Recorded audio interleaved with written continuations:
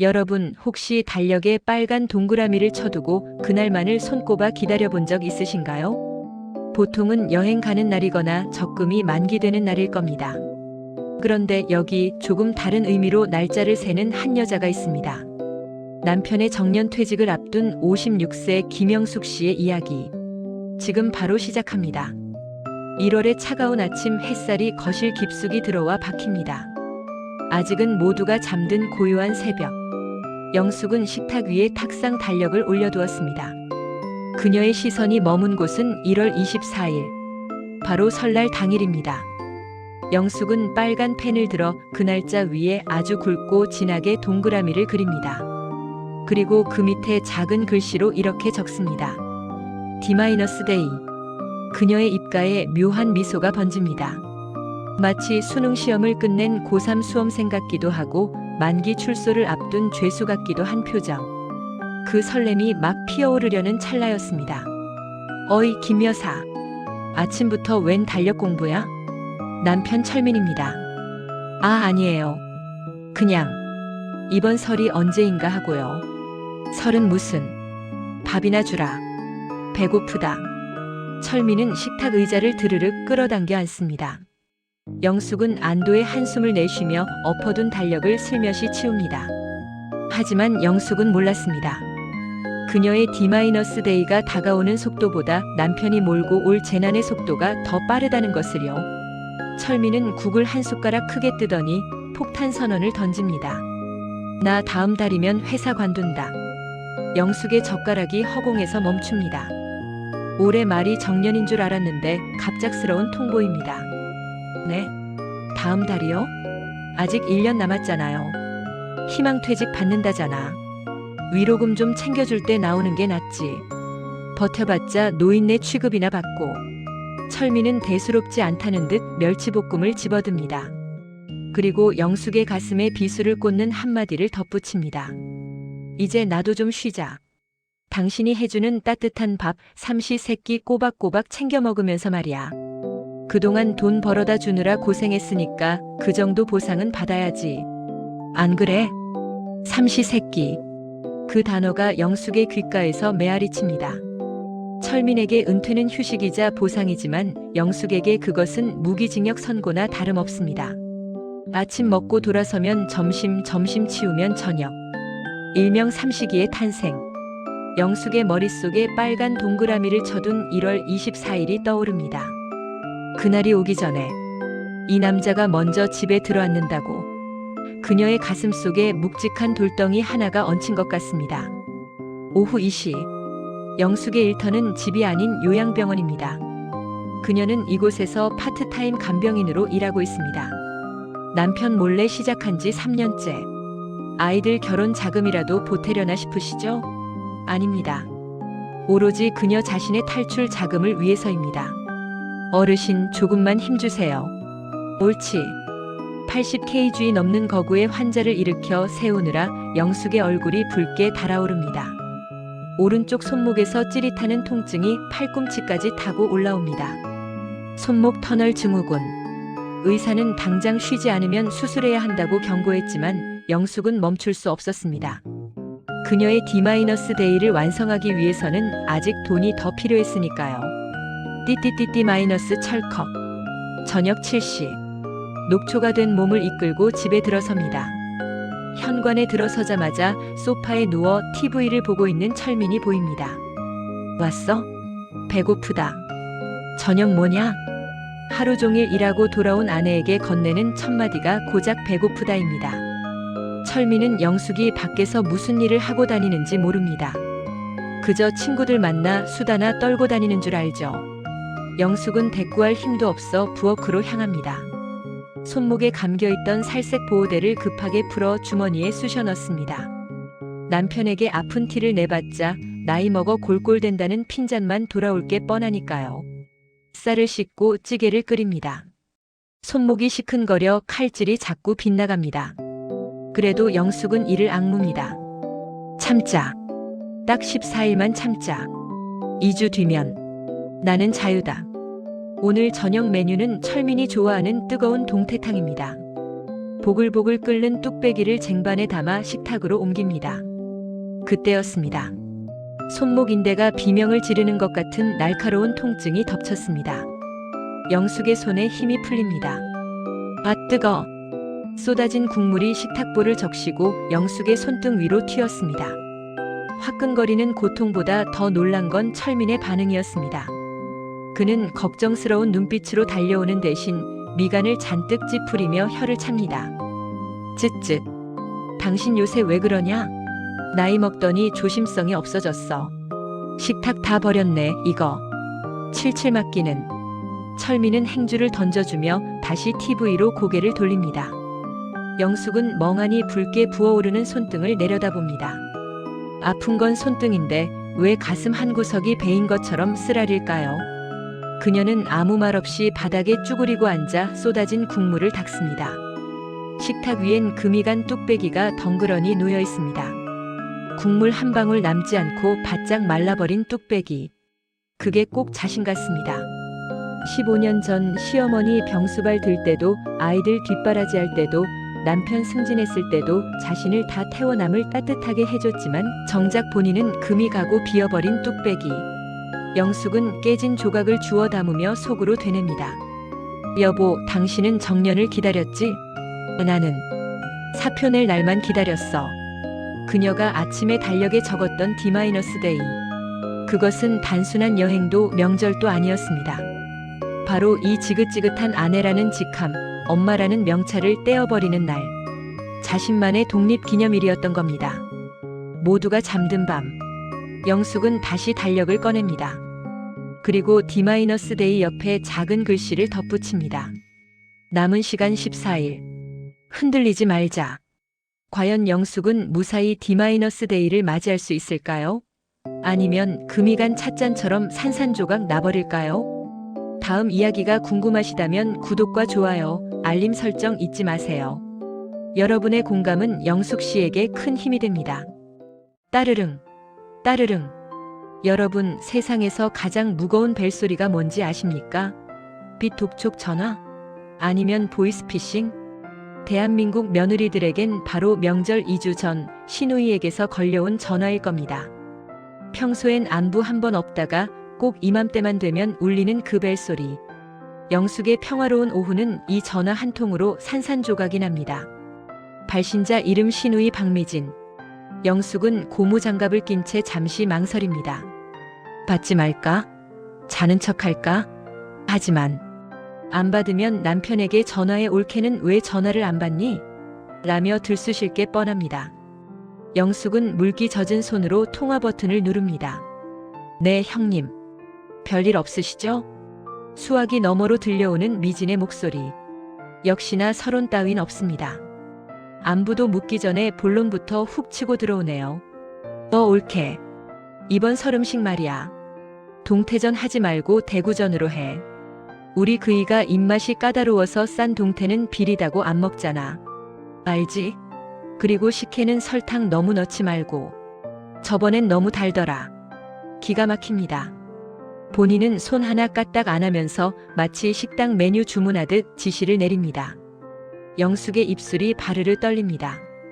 동태보다 대구가 손질하기 얼마나 더 까다로운지, 가격은 또 얼마나 비싼지 미지는 알 리가 없죠. 그녀에게 명절은 친정 가서 대접받는 날일 뿐이니까요. 영숙은 목구멍까지 차오른 말을 꿀꺽 삼킵니다. 그렇게 까다로우시면 직접 해드세요. 하지만 입 밖으로 나온 말은 늘 그렇듯 정반대입니다. 네, 알겠습니다, 형님. 대구전으로 준비할게요. 그래, 수고해. 끊어. 영숙은 멍하니 스마트폰을 내려다봅니다. 마치 리모컨 버튼 하나에 채널이 바뀌듯 전화 한 통에 그녀의 노동 목록이 바뀌었습니다. 영숙은 메모지에 동태를 지우고 대구라고 고쳤습니다. 볼펜심이 종이를 찢을 듯 꾹꾹 눌러 박힙니다. 하지만 여러분, 시누이의 전화는 예고편에 불과했습니다. 진짜 재난은 해가 지고 나서 현관문이 열리는 소리와 함께 들이닥쳤으니까요. 자자, 들어와. 여기가 우리 집이야. 좁아도 사람 사는 냄새 나지. 저녁 8시. 예고도 없이 남편 철민이 회사 후배 3명을 끌고 들어왔습니다. 퇴직을 앞두고 마지막으로 한잔하자며 무작정 데려온 겁니다. 여보, 뭐해? 손님들 오셨는데. 빨리 나와서 상 좀 봐와. 안주는 알지? 당신 잘하는 거 있잖아. 골뱅이 무침이랑 전 몇 개만 붙여와봐. 몇 개만. 요리 안 해본 남자들이 제일 쉽게 내뱉는 단어죠. 냉장고에서 뚝딱 하고 요리가 나오는 줄 아나 봅니다.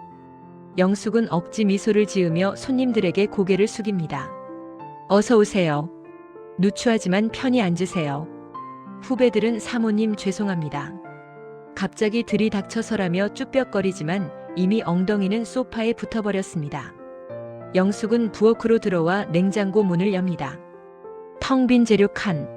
있는 거라곤 명절 때 쓰려고 아껴둔 건어물과 야채 조금뿐입니다. 오이 썰고 골뱅이 캔 따고 소면 삶고. 그때였습니다.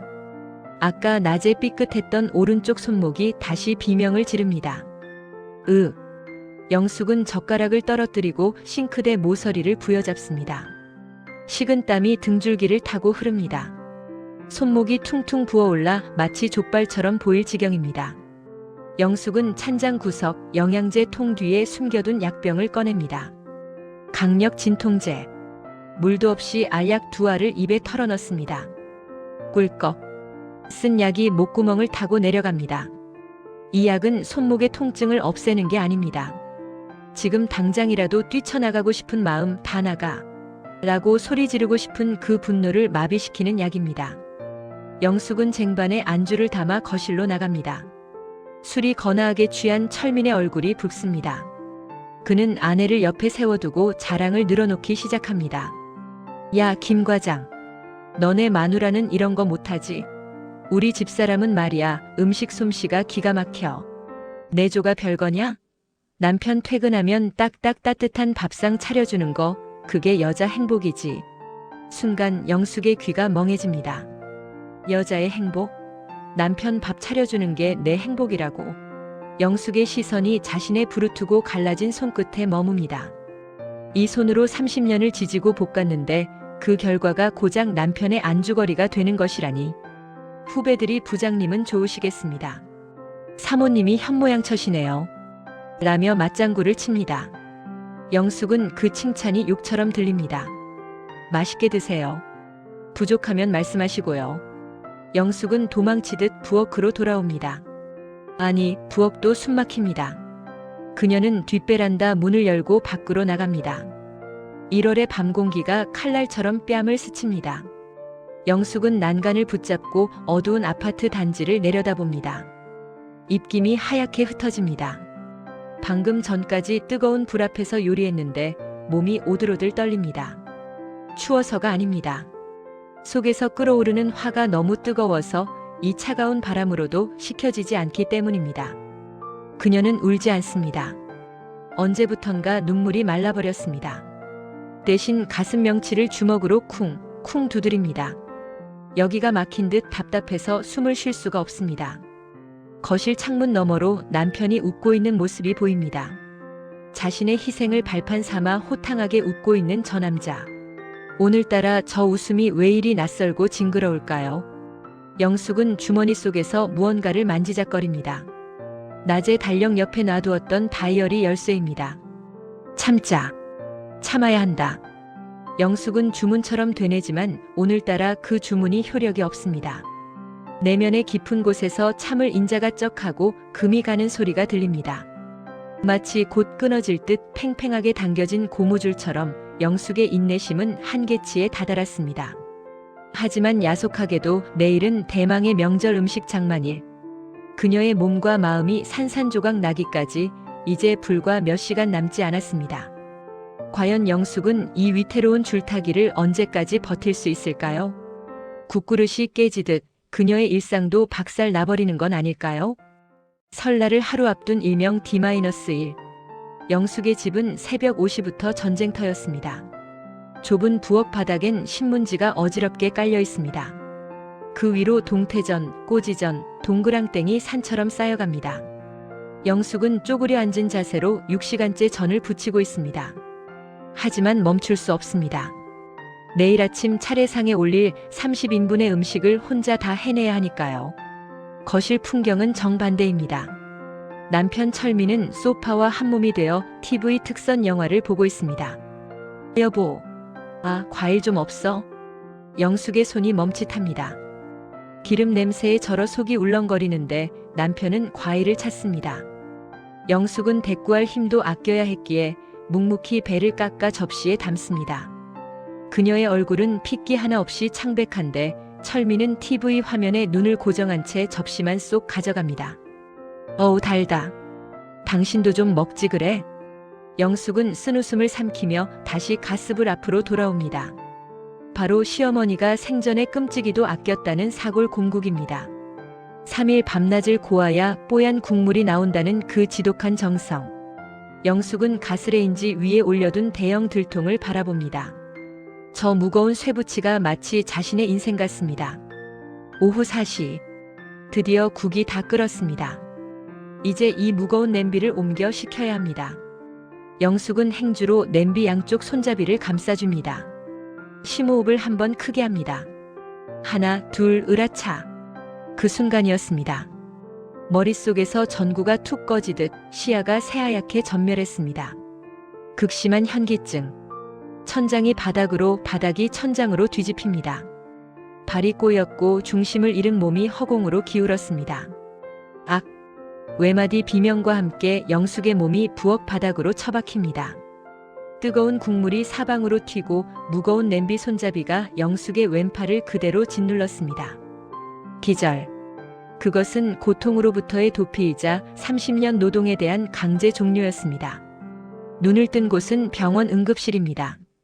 철민은 넋이 나간 표정으로 의사의 설명을 듣고 있습니다.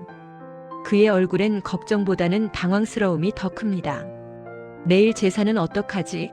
하는 생각이 1초라도 스쳤다면 그는 정말 나쁜 남편일까요? 보호자분. 왼팔 요골골절입니다. 꽤 심하게 부러졌어요. 수술해야 합니다. 의사의 건조한 진단. 철민이 마른 세수를 하며 묻습니다. 아니, 국 냄비 좀 옮기다가 뼈가 부러집니까? 뼈가 왜 이렇게 약해? 의사가 차트를 탁 덮으며 철민을 쏘아봅니다. 그 눈빛이 매섭습니다. 단순히 뼈 문제가 아닙니다. 환자분 지금 영양실조예요. 거기에 극심한 스트레스성 쇠약 상태고요. 탈수 증세도 심각합니다. 도대체 밥은 먹어가면서 일 시키신 겁니까? 네. 영양실조요? 아니, 집에 먹을 게 얼마나 많은데. 철민은 말문이 막힙니다. 냉장고에 반찬이 썩어나도록 많은데 영양실조라니. 그는 몰랐습니다. 가족들이 먹고 남은 반찬 찌꺼기로 대충 끼니를 때우던 아내의 식탁을. 철민이 멍하니 서 있는데 주머니에서 전화벨이 울립니다. 여보세요? 누나. 수화기 너머 신우이 미진의 목소리는 다급합니다. 그런데 그 다급함의 방향이 이상합니다. 야, 박철민. 올케 병원 실려갔다며? 아니, 내일이 설인데. 몸 관리 좀 잘하지 그게 무슨 난리니? 그래서 많이 다쳤대? 팔이 부러졌대. 수술해야 한다네. 어머 세상에. 그럼 내일 차례상은? 야, 근데 아까 통화해보니까 공국 끓여놨다던데 그거 쏟았어? 다 버린 거야? 철민은 귀를 의심합니다. 지금 사람이 수술실에 들어간다는데 국이 쏟아졌는지를 묻고 있습니다.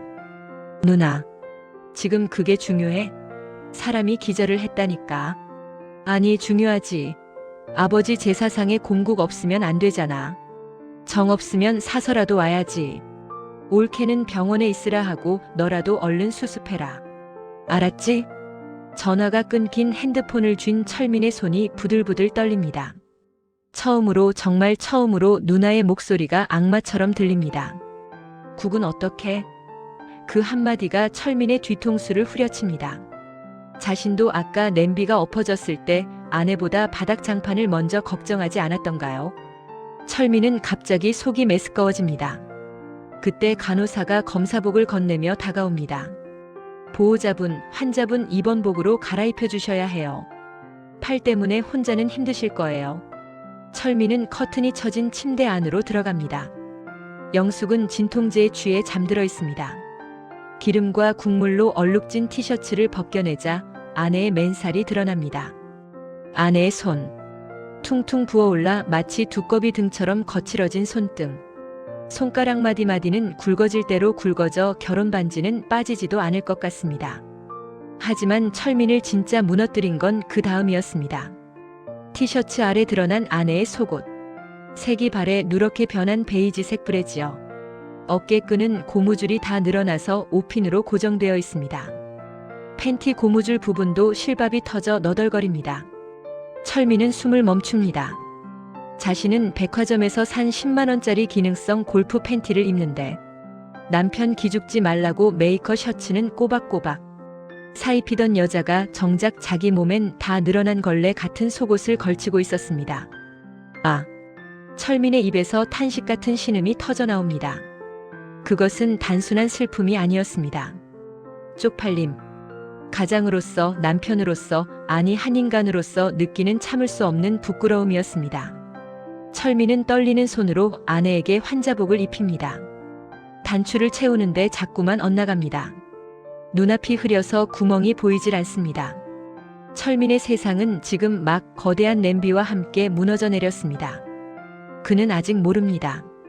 이 무너진 잔해 속에서 아내가 숨겨둔 진짜 폭탄을 발견하게 될 거라는 사실을요. 철민의 시선이 영숙의 낡은 가방으로 향합니다. 이번 수속에 필요한 신분증을 꺼내야 합니다. 그 가방 깊숙한 곳, 10년을 묵혀온 비밀 다이어리가 그를 기다리고 있습니다. 과연 철민은 판도라의 상자를 열 감당이 될까요?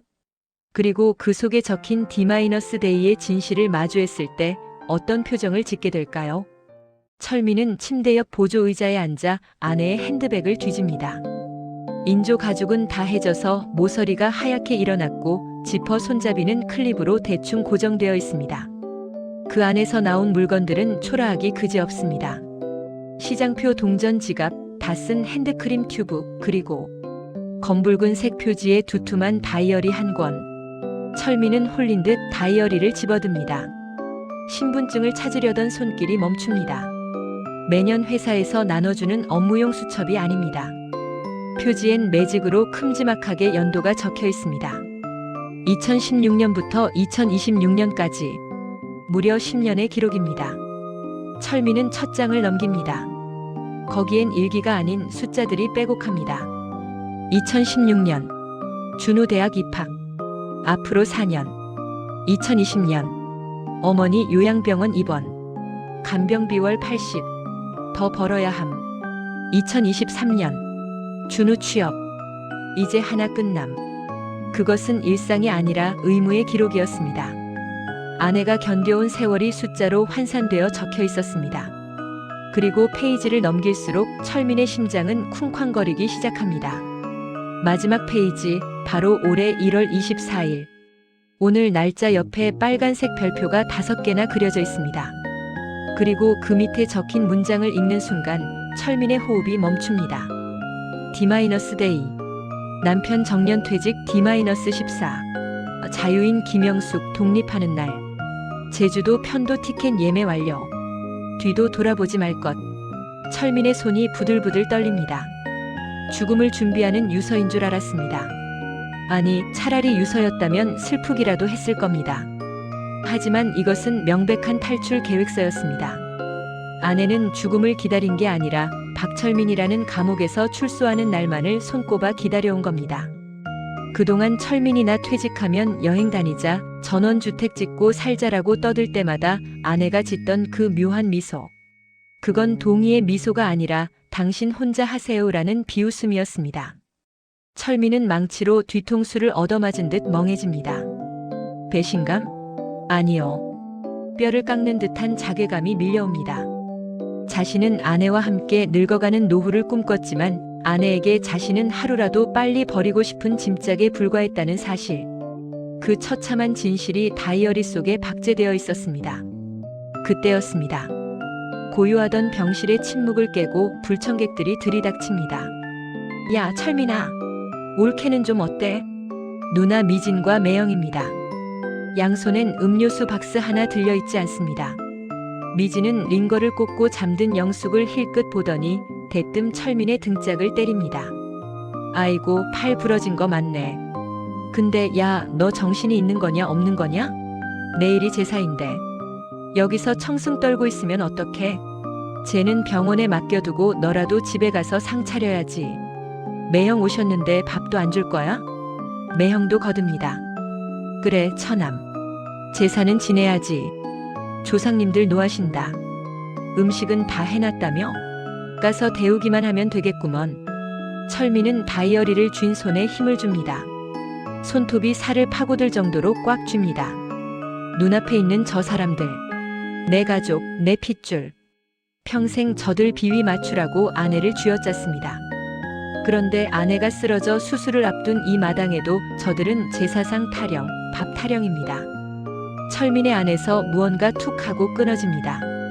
누나. 왜? 빨리 일어나. 가자. 누나. 철민이 고개를 듭니다. 그의 눈은 붉게 충혈되어 있고 입가엔 경련이 일어납니다. 평소에 우유부단하던 동생의 얼굴이 아닙니다. 제사? 조상님? 철민의 목소리가 점점 커지더니 병실이 떠나가라 폭발합니다. 그놈의 제사 누나가 지내. 누나네 조상이잖아. 미진이 눈을 동그랗게 뜹니다. 뭐? 너 지금 뭐라고 했어? 들으셨잖아. 매형도 마찬가지입니다. 처남댁이 팔이 부러져서 누워있는데 밥이 목구멍으로 넘어갑니까? 당신들 사람이야. 철민은 악을 씁니다. 목에 핏대가 서고 침이 튑니다. 그것은 지난 60년 가부장제의 껍데기를 쓰고 살아온 자신에 대한 분노이자 가족이라는 이름으로 아내를 갉아먹은 공범자들을 향한 선전포고였습니다. 앞으로 우리 집 제사는 없습니다. 내 마누라 죽여가면서 지내는 제사 안 지냅니다. 그러니까 다 나가. 당장 나가라고. 철민이 병실 문을 가리킵니다. 미진과 매형은 기가 막혀 입만 벙긋거리다 철민의 살기 어린 눈빛에 질려 뒷걸음질 칩니다. 야, 너 미쳤구나. 나중에 보자. 병실엔 다시 정적이 찾아옵니다. 거친 숨을 몰아쉬던 철민은 다리에 힘이 풀려 주저앉습니다. 그의 손엔 여전히 아내의 낡은 다이어리가 들려 있습니다. 그는 침대 쪽을 바라봅니다. 언제 깼는지 영숙이 눈을 뜨고 그를 바라보고 있습니다. 모든 상황을 다 지켜본 눈빛입니다. 영숙의 눈빛은 건조합니다. 놀라움도 감동도 아닌 그저 깊은 체념. 이제 와서 소리친들 무슨 소용인가 하는 그 허무한 눈빛이 철민의 가슴을 더 날카롭게 찌릅니다. 철민은 무릎으로 기어가 침대맡에 엎드립니다. 그리고 아내의 퉁퉁 부은 손, 링거 바늘이 꽂힌 그 손을 두 손으로 감싸줍니다. 따뜻하지 않습니다. 찹니다. 이 차가운 온도가 그들이 살아온 부부 생활의 온도였습니다. 미안해. 여보. 내가 잘못했어. 철민의 어깨가 들썩입니다. 눈물이 다이어리 표지 위로 뚝뚝 떨어집니다. 하지만 영숙은 손을 빼지도 남편의 머리를 쓰다듬지도 않습니다. 그저 창밖의 어둠을 응시할 뿐입니다. 그녀의 마음속 D-데이 시계는 멈추지 않았으니까요. 남편의 사과 한마디로 덮기엔 30년의 세월이 너무나 깁니다.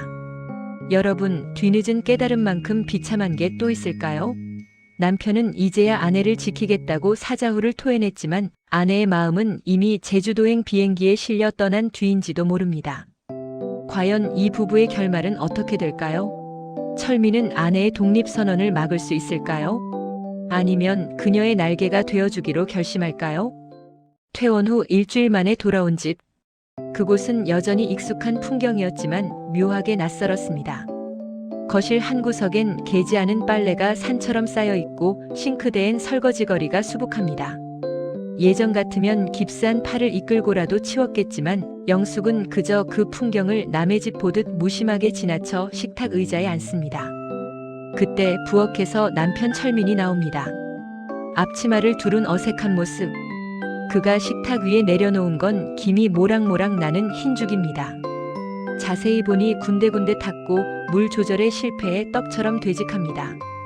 평생 라면 하나 제 손으로 안 끓여 먹던 남자가 만든 생애 첫 요리.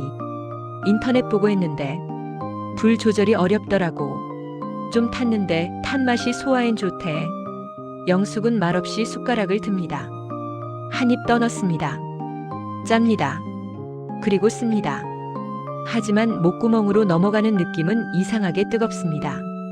영숙은 묵묵히 죽을 비웁니다. 그리고 숟가락을 내려놓음과 동시에 품 안에서 하얀 봉투 하나를 꺼냅니다. 이혼 합의서. 병원 침대 위에서, 아니 10년 전부터 마음속으로 수천 번 썼다 지운 서류입니다. 철민의 눈이 봉투에 머뭅니다. 놀라지 않습니다. 마치 올 것이 왔다는 듯 그는 담담하게 고개를 끄덕입니다. 당신 병원에서 가족들한테 소리친 거 고마워요. 하지만 그게 내 30년을 퉁칠 순 없어요. 나 이제 그만두고 싶어요. 당신 아내, 누구 엄마, 며느리 다 사표 낼래요. 거실엔 무거운 정적이 흐릅니다. 벽시계 초침 소리만 째깍째깍 들립니다. 철민은 한참 동안 말이 없습니다. 화를 낼까요? 아니면 무릎 꿇고 빌까요? 철민은 식탁 아래서 무언가를 꺼냅니다. 그 역시 봉투입니다. 누런 대봉투.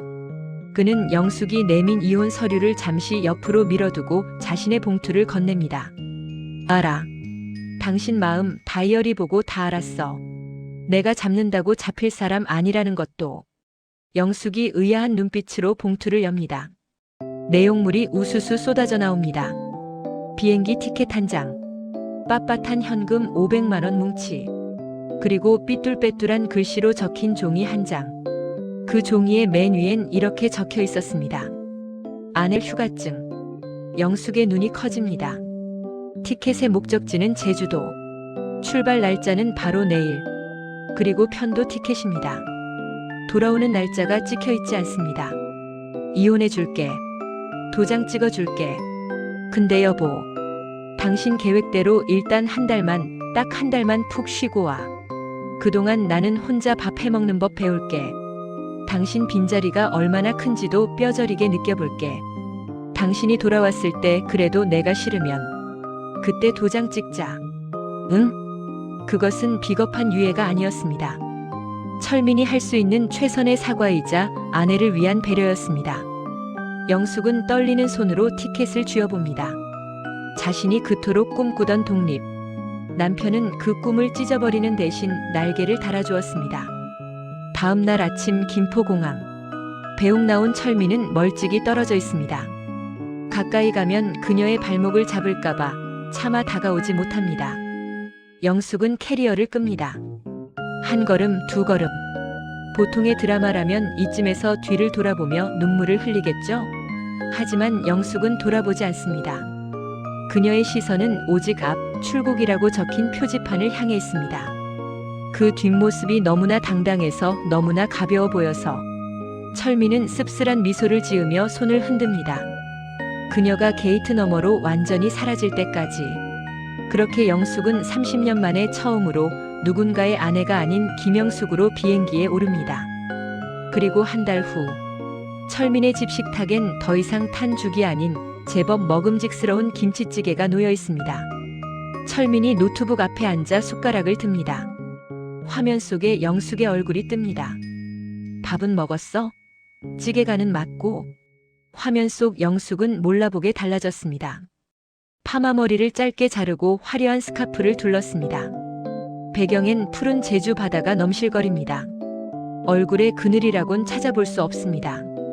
철민은 찌개를 한술 뜨며 너털 웃음을 짓습니다. 당신 레시피대로 하니까 먹을만하네. 거긴 좋아? 응, 너무 좋아. 나 오늘은 올레길 7코스 걸을 거야. 당신 무릎 안 좋아서 같이 왔으면 못 걸었을 텐데 혼자라 날아다녀. 하, 그래? 다행이네. 두 사람의 대화엔 더 이상 명령이나 복종이 없습니다. 상하 관계가 아닌 마치 오랜 친구처럼 편안합니다. 이혼 서류는 어떻게 됐냐고요? 아직 철민의 서랍 속에 있습니다. 하지만 영숙은 돌아가는 티켓을 끊지 않았습니다. 철민 또한 빨리 와라고 재촉하지 않습니다. 그저 각자의 자리에서 온전한 나로 서는 법을 연습 중입니다. 영숙이 화면 너머로 씩 웃으며 말합니다. 나 한 달 더 있다 갈까봐. 여기 게스트하우스 사장님이 알바생 구한다는데 해볼까? 철민이 잠시 멈칫하더니 이내 고개를 끄덕입니다. 그래, 해봐. 당신 원래 사람 상대하는 거 잘하잖아. 집 걱정은 말고. 여러분, 부부란 무엇일까요? 서로를 소유하고 구속하는 관계. 아니면 억지로 참아내며 버티는 전우애. 이 드라마의 끝에서 우리는 새로운 답을 얻습니다. 진정한 부부는 서로의 홀로서기를 응원해줄 때 비로소 완성된다는 것을요. 영숙 씨는 이제 돌아올 수도 아니면 영영 돌아오지 않을 수도 있습니다. 하지만 확실한 건 하나입니다.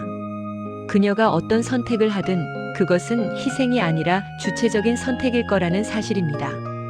그리고 철민 씨 또한 아내의 빈자리를 통해 비로소 진짜 어른이 되어가고 있습니다. 혹시 지금 곁에 있는 사람을 당연하게 여기고 있진 않나요? 오늘 저녁엔 밥 줘라는 말 대신 수고했어라는 말 한마디 건네보는 건 어떨까요?